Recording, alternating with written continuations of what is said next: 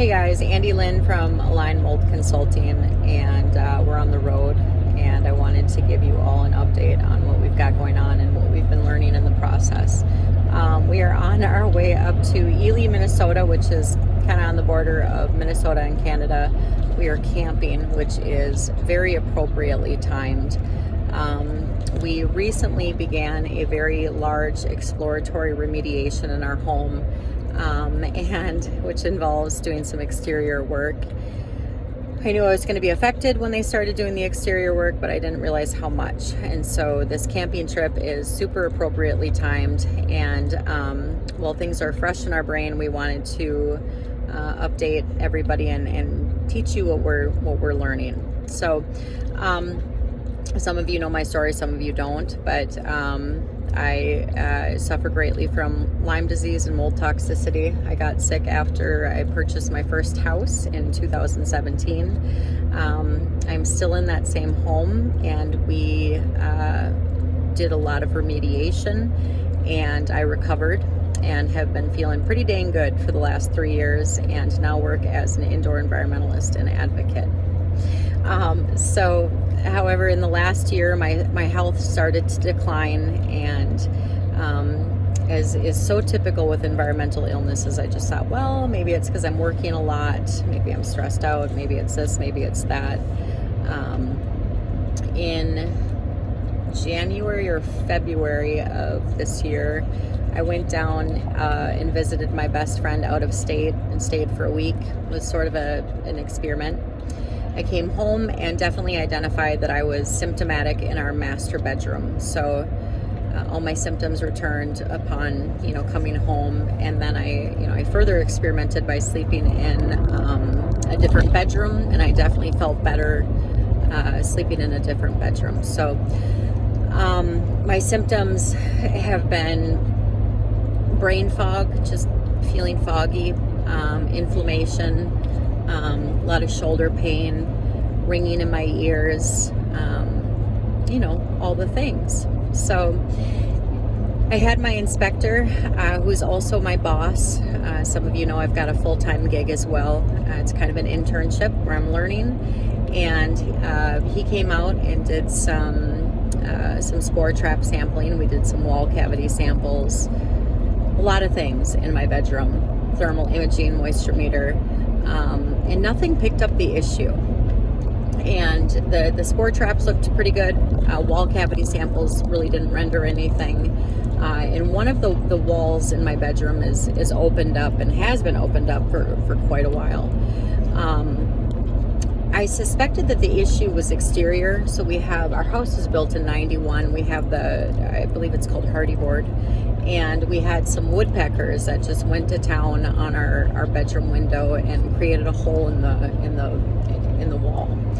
Also, where our master bedroom is it's the windward part of the house, so it just gets nailed. So if it rains and the wind's blowing, that part of the house just gets really nailed. So that's where I suspected the issue was, but nonetheless, none of the sampling that we did identified an issue. However, my boss is he's a great resource to me, and he is a general contractor besides an indoor environmentalist and mold remediator and inspector. And he also, we work with a lot of hypersensitive people. So when I said, hey boss, I do not feel well in this room. I know your spore traps came back fine. I know that you're not visualizing anything, but I don't feel well in here. So my boss trusts me, and he understands how it works. So we opted to do a mycotoxin air test. So it's called AMEA. AMEA. It stands for Airborne Mycotoxin Environmental Analysis. And it's an hour-long air test, and the sample is taken at a low volume over an hour, and then it uses ELISA data analysis and identifies a number of mycotoxins. We got the results back, and they were off the charts for aflatoxin, ochratoxin A, and trichothecenes. It was pretty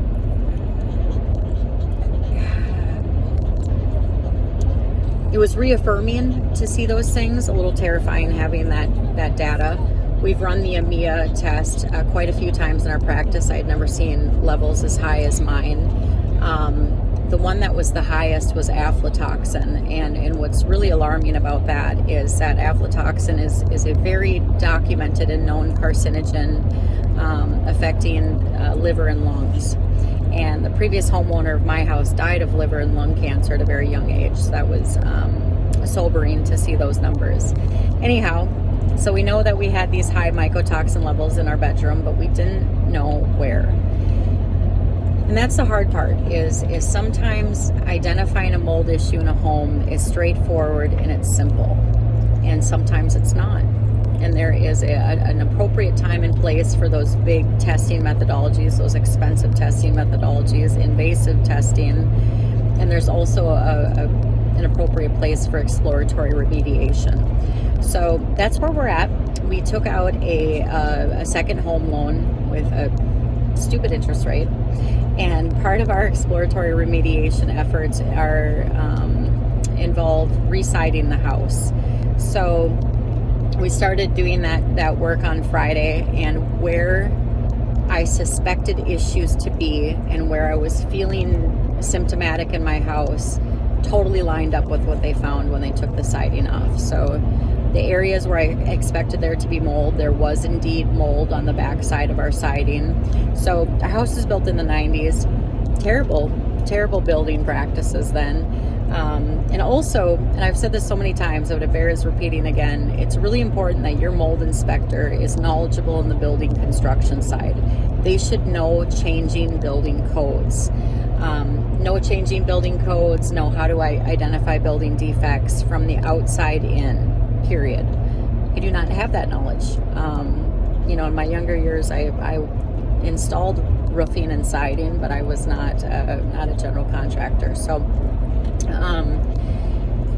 that was reaffirming. But our house, it's hardy board, which is natural wood siding, and then what it's called is it's not hardy board. What is it called? Fiberboard.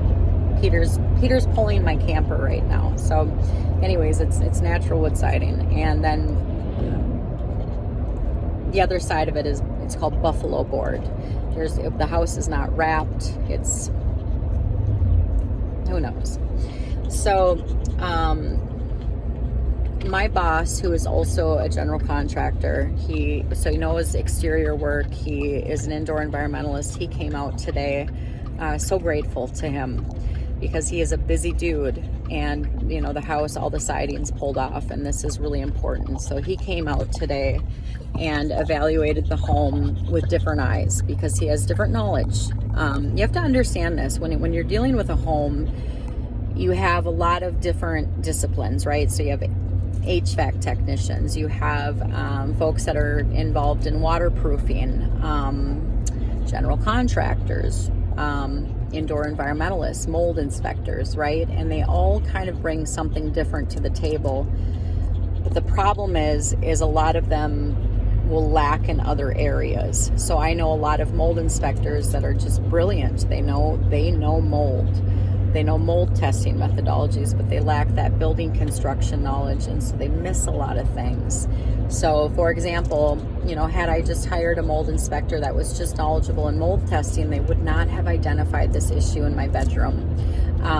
Also, really interestingly, because I do what I do, I was able to test a couple different testing methodologies in that room. So there's environmental mycotoxin testing. We are truly pioneering this technology, and it's exciting. It's exciting to be a part of it and to be a professional and be able to, dig into that. And, I at one point was a chemistry and biology major with a very special interest in microbiology. I love being in the lab. So I like to really dig into environmental testing. And you have to understand there's different sample collections. So some people do air samples, some do dust, and there's limitations with both. And then if you peel back another layer, then you have to look at the data analysis used. So some of these tests are using mass spectrometry, some are using, ELISA or microscopy, qPCR, and there's limitations with the data analysis side. So, when you are going to allocate resources to testing your environment, you have to be really careful. And in my opinion and experience, the best testing methodologies for a home are going to be diverse, because we ran two mycotoxin tests in my bedroom. One was a dust test using mass spectrometry, which I had my money on. I was like, this is really solid data analysis with high specificity, and it did not show a thing. Did not show an issue at all, which I'm still stumped on, and I'm not even going to tell you what lab that was, because I haven't given up on them, and I'm still learning, and so I don't want to badmouth any testing methodology, because super smart people behind that test, and even they were like, I don't know why I didn't pick it up. But the EMEA did, and that was very much in line with what I was feeling with my symptoms. So my point there is that there's a lot of tests on the market, and they're looking for different things. So some of these testing methodologies are looking for spores. Spores are very big. Some are looking at, DNA fragments, and that's a good historical perspective. And some are looking at mycotoxins, which are super small. And my theory right now is that the mold in my bedroom comes from the exterior. And my theory is that the spores couldn't penetrate the building envelope, but the mycotoxins did. So you have to think relative size here. So spores are very large, and mycotoxins are very small. So a spore is like a grain of rice, and a mycotoxin is like a grain of salt. Also, mycotoxins can be solubilized, and spores can't. So my theory, and don't quote me on this, is that the mycotoxins were able to enter the building envelope, but the spores weren't. So, and that is why my spore traps, even my wall, I did wall cavity samples. They did not show the issue. And now that we have the siding off, we are seeing that the issue is definitely windows. The windows are, you guys, so many issues. It's just like, who put this house together? So, and I'll dive more into that, because again, that's not, I know a little bit about that stuff, and I'm learning, but that's not my expertise. But they, my boss came out today, says you have to replace those windows. And so, and then I told my siding contractor, who's a dear friend of mine, I said, we got to replace those windows. And so he started taking things apart. He's like, yep, okay, yep, this is the issue. So, and that's important to know, right? Because we're spending all this money residing the house. The house is taken apart. Like, if you're going to do it, let's do it now. So, but here's the question. People that deal with Lyme disease and mold toxicity, these are expensive diseases. You have to navigate the health of your environment, and that involves testing your environment, making sure it's mold free, ensuring that you have proper ventilation, proper air purification, good building practices, low VOCs. And there's a lot of opportunities to allocate resources to those factors and variables. And then you have the health side of it. And so, and that's why at the end of the day, appropriate allocation of resources. One thing, and that's usually where I see people make the biggest mistakes, is they start going down this rabbit hole and they spend really a lot of resources testing their environment. And y'all, this is so important, and I get it. And I do believe there's an appropriate time and a place for every testing methodology. But if you were to ask me right now, today, what my biggest recommendation in testing a home is and in creating a sampling plan, I would say that it's creating a sampling plan that is diverse. Because had I just done this one mycotoxin test, which on paper, everything I know about microbiology would have been the superior test. But had I just done that test, I would not be where I'm at today. But because of what I do and the resources that I have, because I became an indoor environmentalist to advocate for myself, I had access to these different things, and one test was like, nope, there's not an issue, and the other one was like, there's a big issue. And because of that data point, we're undergoing exploratory remediation. So here's the deal. There are limitations with each and every testing methodology, each and every one, down to the sample collection, the data analysis used, what you're testing for, and where the issue is. And so because the issue for us was exterior, so it was the siding, the windows, a lot of these testing methodologies were not picking up that issue within our home, within the building envelope. So, the reason that I knew that there was an issue in our home was because I have this crazy mold radar. And, I do a lot of limbic system rewiring because, as so many of you know, part of dealing with mold illness is getting yourself out of that state of fight or flight. And some people that are confused by brain rewiring are like, but you don't know if you're in mold. I absolutely do. I could do brain rewiring every day for the rest of my life and still know when I'm in mold. That's not the point of it. The point is pulling yourself out of that state of fight or flight. So, my end message here today is that you have to be realistic and you have to find a balance.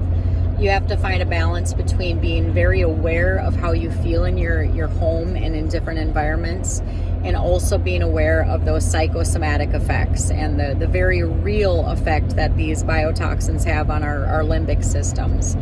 You have to trust your gut. And mine has never been wrong.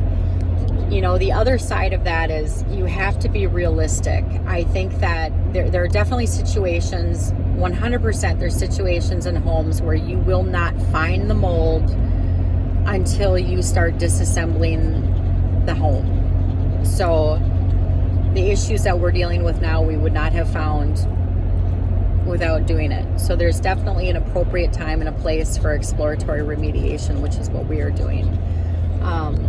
Everybody's different. Some people have a ton of money. We don't. Some people have a supportive spouse. That's what I've got. Thank God. We're going into debt together, aren't we, babe? Yep.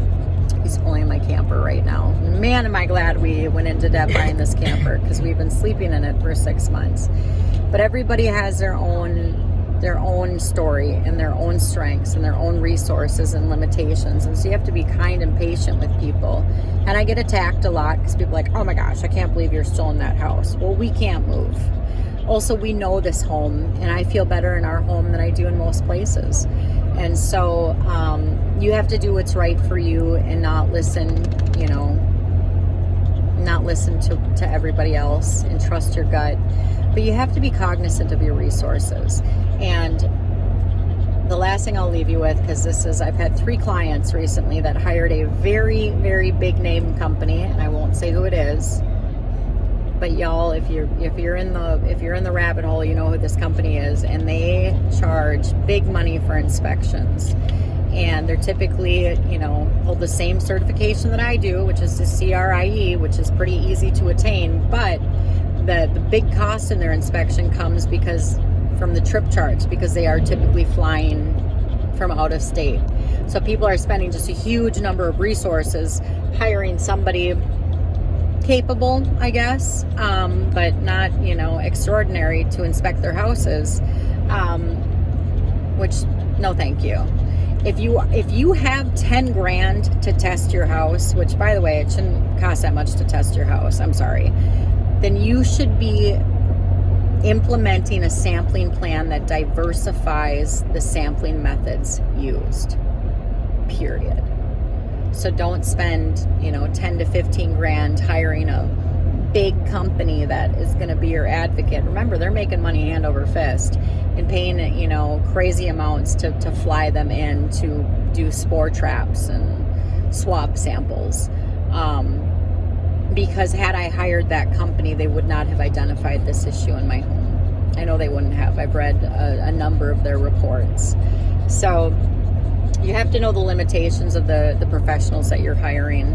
because sometimes you can just find somebody that's really knowledgeable in mold. I'm super knowledgeable in mold and mold testing. I am not knowledgeable in the building construction side. I do not know changing building codes. I'm learning every day, but I don't know those things. So you have to know who you're hiring, what you're getting, and what their limitations are, and then take what they can give you and doing the best with it. So we are headed up camping, and I'm hoping for some fresh air. I've been pretty sick, pretty rough, and hoping to feel better and come back home and be able to tackle this. Now we have to bring in more contractors, somebody to replace windows, and potentially a roofer to